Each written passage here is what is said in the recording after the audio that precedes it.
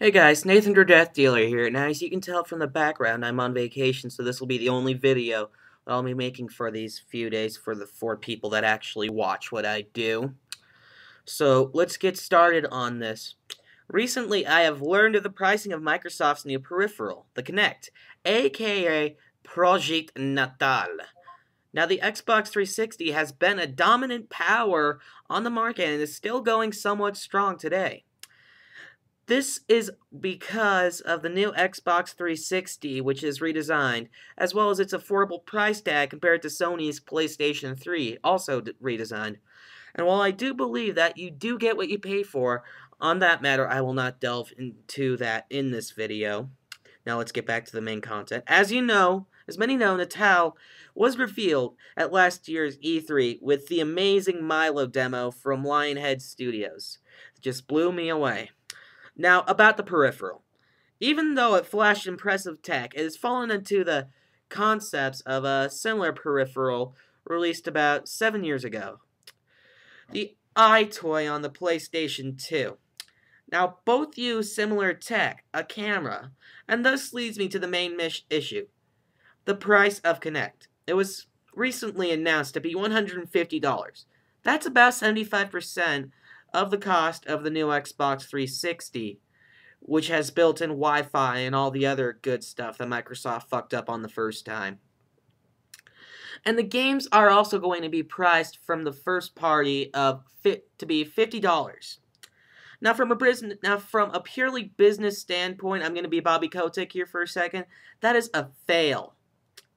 Mainly because as a company, you are expecting the consumer to invest about the same amount of money that they roughly invested into their console for quality of today's standard for a peripheral.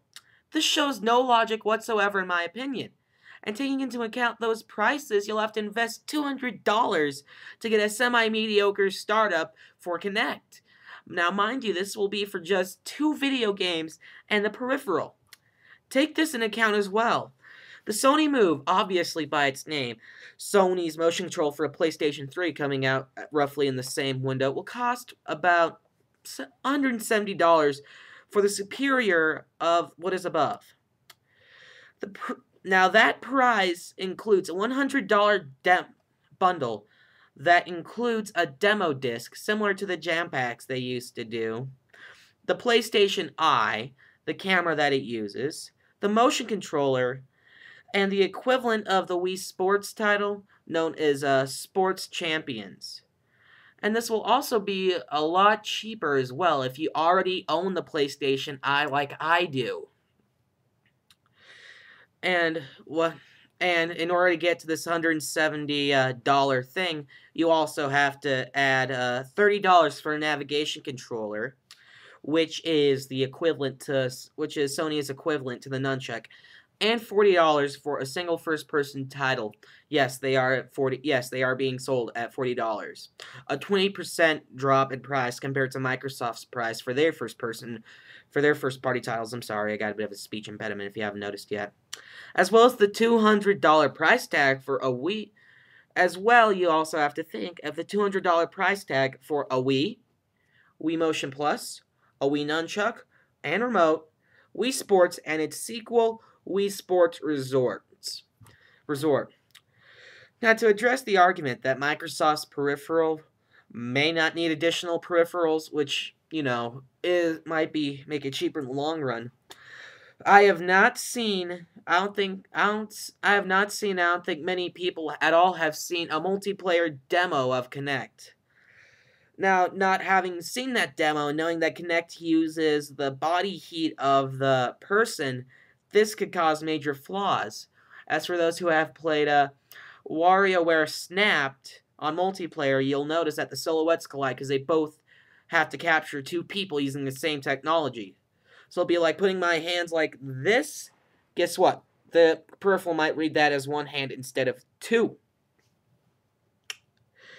And also, going back to the whole business point, sorry, I got lost. So, what I'm going to do right now is I'm going to hammer the final nail into this coffin.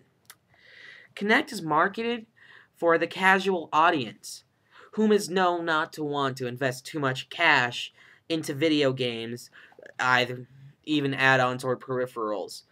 In fact, I'm gonna use an example. If a mother is buying gifts for her children this holiday season and sees Kinect, knowing that her family already has an Xbox 360, she would be more likely to invest in the Wii if they don't have one already, due to it being not only the same price for a typical starting package, but also having been on the market longer, which means having more bang for the buck as well, from what I said up there. And also, because of being on the market longer, it's been out there. It's a dedicated console, so it also has a cheaper library than Kinect with more titles as well.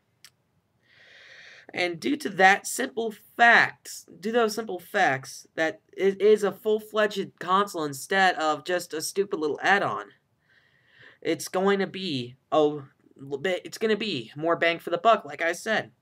Now to wrap this, I'm all done for the night because I'm just losing it because I'm half asleep. So this is Nathan Drew Death Dealer signing off.